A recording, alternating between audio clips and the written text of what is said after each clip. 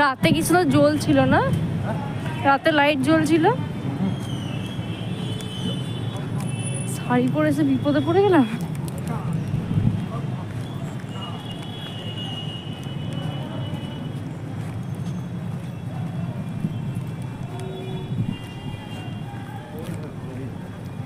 হ্যাঁ, এটা জ্যোতির্লিঙ্গ না?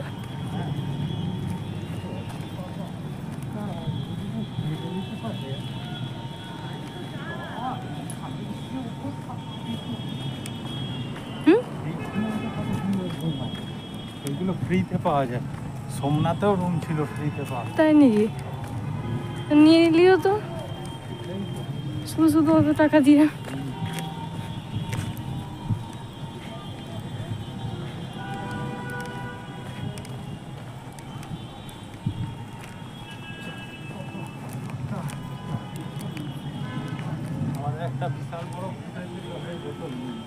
হ্যাঁ গো, ওই বোতলটা ভরে নিলে ভালো হতো।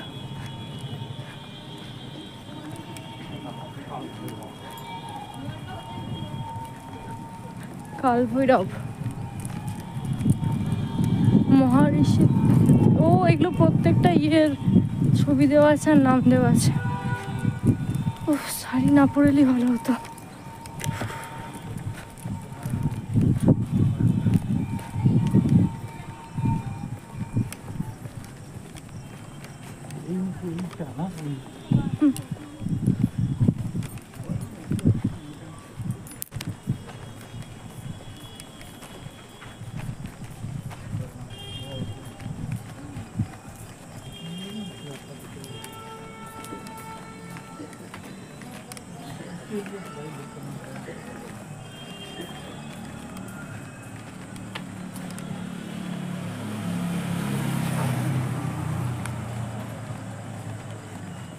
মহাদেবটা কত সুন্দর। যদি বলে একটা ফোন এলাও না, তোমার ফোনটা নেবো। হ্যাঁ হ্যাঁ, আমার ফোন তো আমার ফোনটা নিয়ে নাও। আমার মনে হয় না ফোন অ্যালাউ করবে, ভিতরে অ্যালাউ করে না।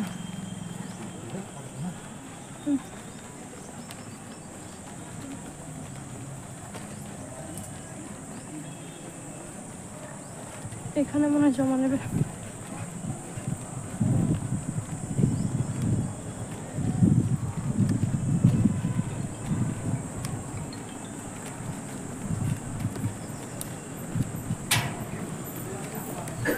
করছি।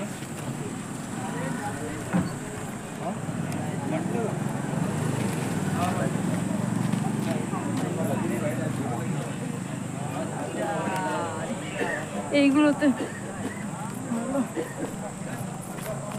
সে পিউদিরা ছবি তুলছিল না, এইগুলোতে তুলছিল। ভালো না সোমনাথ গিয়ে চলো কপালে ওগুলো নিয়ে নি। জানি আমি ঘুরবে দেখো তো। আসলে মনে হয় আমার হ্যাঁ, ওই দিক থেকে ঢোকার সিস্টেম।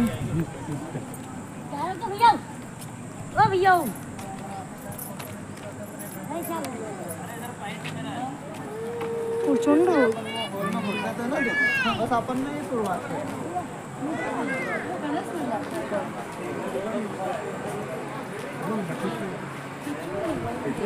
ওই দিক থেকে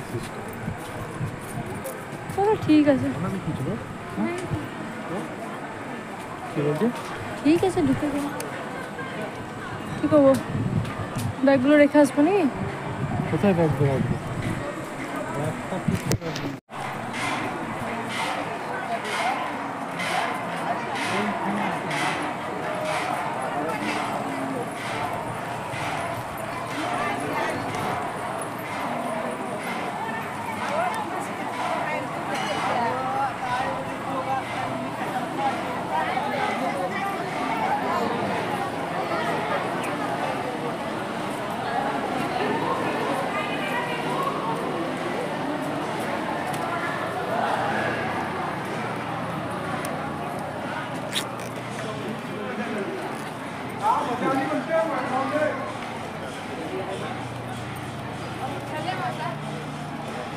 ওই দিয়ে কোথাও একটা পড়াচ্ছে মনে হয়।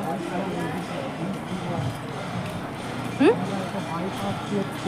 হ্যাঁ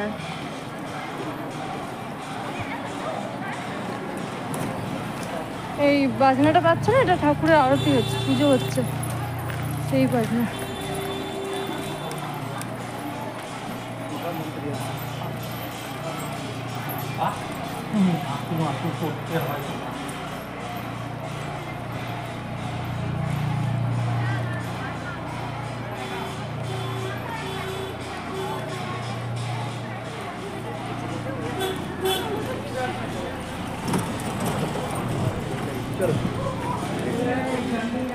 আচ্ছা, আমাদের গুজরাটে যেমন গুজরাটিরা থাকে, রাজস্থান ভোপালিরা থাকলে কি করে?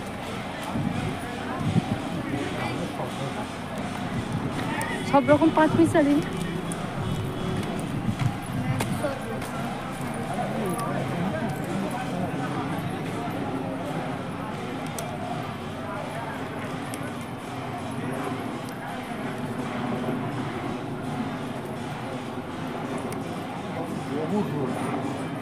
ছেড়ে দেন, যাওয়ার সময় করবো। হ্যাঁ, বেরোবার সময়। আরে বহু দূর এখানে কি। চলো ভিতরে যাই না? আর বাবুকে নিয়ে হাঁটা চাপের কথা। কত দূর দেখো তো, দেখতেই পাচ্ছি না আমি কোথাও, ওইখানে বসে। চলো আর একটু, চলো এসছি তখন, চলোই চলো। চলো।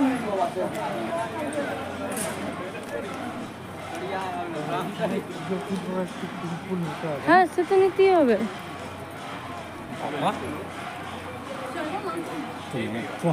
এগুলো তো। হ্যালো এভরিওয়ান, তো তোমরা নিশ্চয়ই কিছুই বুঝতে পারছো না আমরা এতক্ষণ ধরে কোথায় যাচ্ছি আর কী বা এত আলোচনা করছি। তো বলবো সবটাই বলবো তোমাদেরকে। আসলে কি বলো তো, আমি আজকে একটু অন্যরকম ভিডিওটা করার ইচ্ছা হলো, তো প্রথমেই আমি আমার ভয়েস দিইনি, আমাদের যে অরিজিনাল ভয়েসটা সেটা দিয়েছিলাম আর কি। তো যাই হোক, তো বুঝতেই পারছো, আর আগের দিনের ভিডিও দেখে তো বুঝতে পেরেছো যে আগের দিন আমরা গুজরাট টু উজ্জয়ন এসে মানে ট্রেন জার্নিটা তোমাদের সাথে শেয়ার করেছিলাম। তো সেদিন তো সময় আমরা হোটেলে পৌঁছেছিলাম, তারপরে শুতে 4:30, তারপর 4:30 সময় শুয়ে না আর খুব সকাল সকাল ঘুম থেকে উঠতে পারিনি। ওই 8টা 8:30টার মধ্যে উঠেছিলাম। তারপরে আমরা দুজনে স্নান টান করে রেডি হয়ে গেছিলাম, ছেলেকে উঠিয়ে ফ্রেশ করে তারপর ছেলেকেও খাইয়ে নিয়েছিলাম। তারপর কিন্তু আমরা বেরিয়ে পড়েছিলাম মন্দিরের উদ্দেশ্যে। তো দেখতেই পেলে আমাদের হোটেল থেকে মন্দিরের যে বাইপাসের রাস্তাটা সেটা কিন্তু বেশি দূরত্ব নয়, মানে আমাদের হোটেল থেকে থেকে নেমেই আমি ক্যামেরাটা অন করেছিলাম, তারপর রোডটা বের হলাম, তারপরে একটু এসেই কিন্তু এই মন্দিরের রাস্তাটা মানে মন্দিরের যে বাইপাসের গেটটা সেটা পেয়ে গেছিলাম। আর আর আস্তে আস্তে তোমাদেরকে আমি দেখালাম মানে ওই বাইপাসের গেটটাতেও ওই দিকটাতেও ঢোকাতে, ওটা মানে নতুনই হয়েছে। তো যাই হোক ওই দিকটাতে ঢোকাতে অনেক কিছু মানে সিনারি তোমাদের দেখালাম, যে ওয়াল আর্টগুলো সেইগুলো দেখালাম, ওগুলো কিন্তু অসাধারণ দেখতে। আর মন্দিরটাও তোমাদের সাথে শেয়ার করলাম দূর থেকে। তবে এবার আমরা কোথায় যাচ্ছি? আমরা যাচ্ছি যে মেন গেটে একটু পুজো নিতে হবে গো, তাই কারণ পুজো দেবো বলেই তো আসা, সেই কারণে।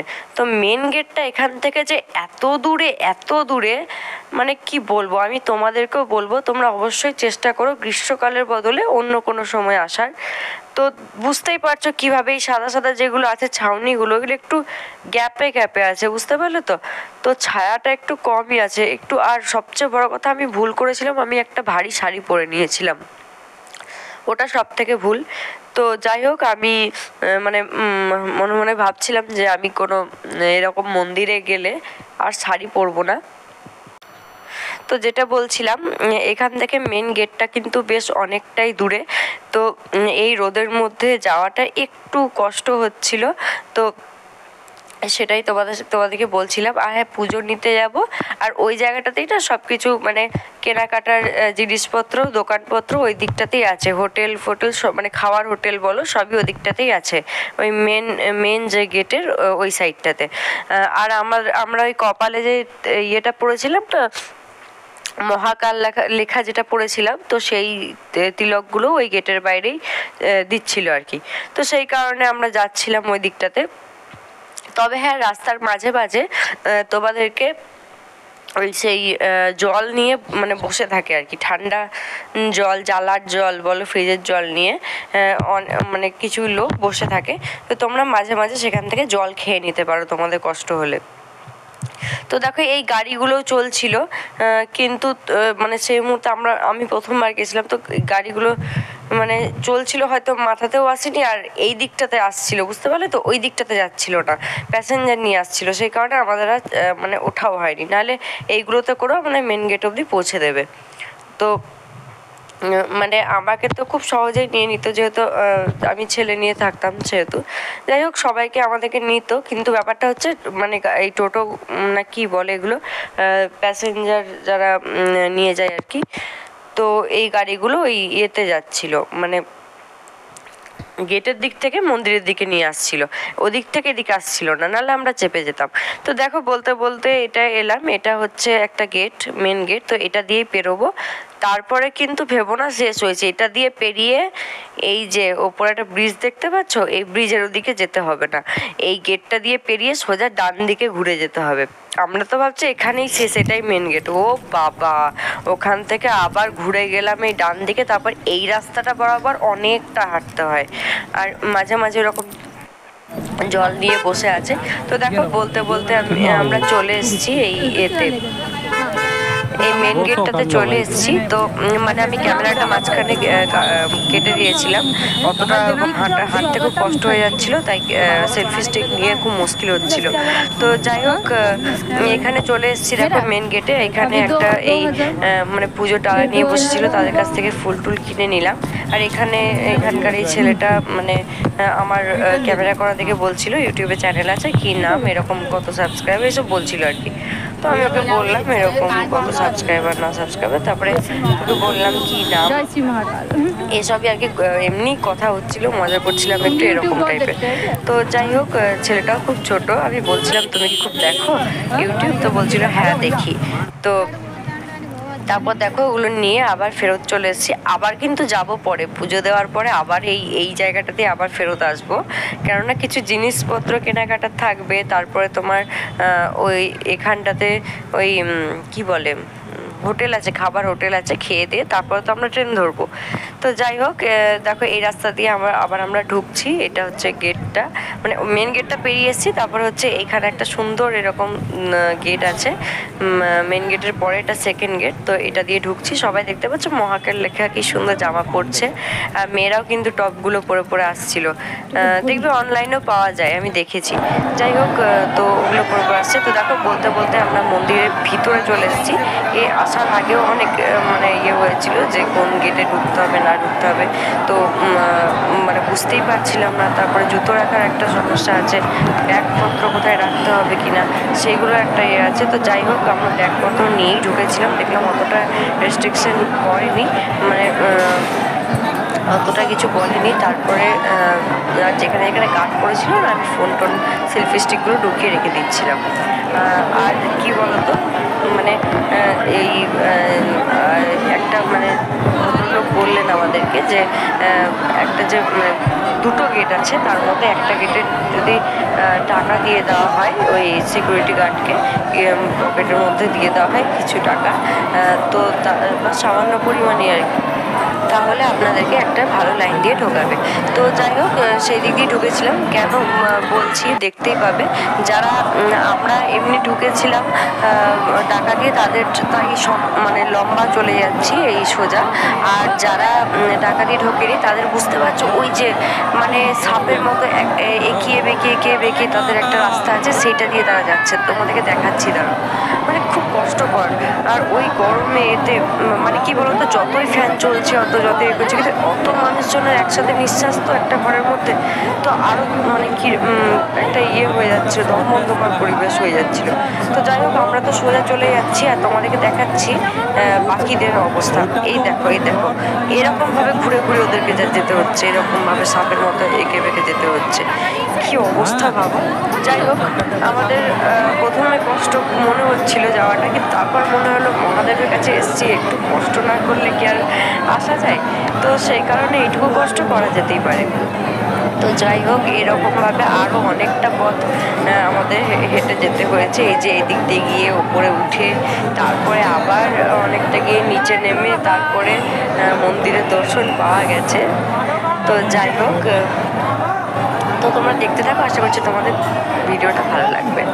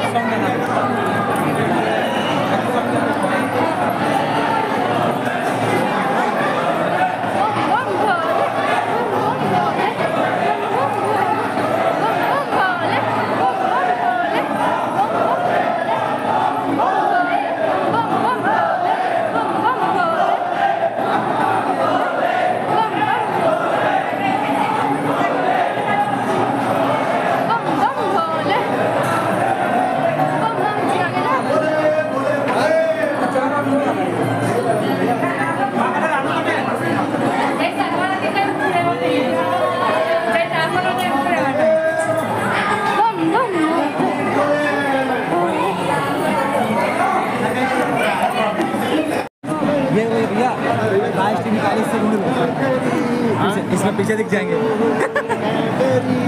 मिलने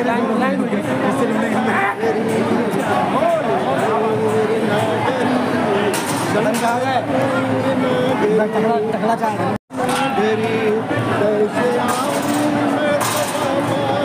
सही भी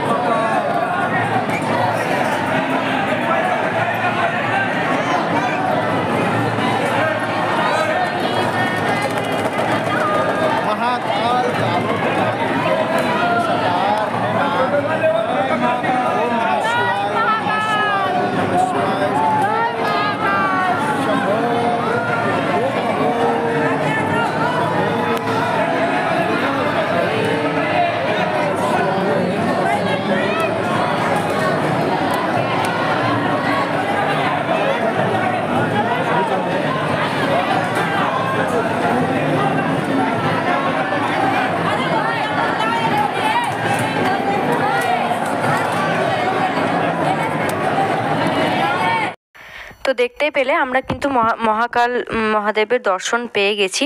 আর তারপরে আমরা ওইভাবেই তো লাইন দিয়ে দিয়ে বেরিয়ে চলে এসেছি। মানে এখন না মহাদেবের ওই সামনেখানে যে একদম সামনে ঢুকতে দেয় না, ওরকমভাবে লাইন দিয়ে দিয়ে নিয়ে এসে বের করে দেয় আর কি।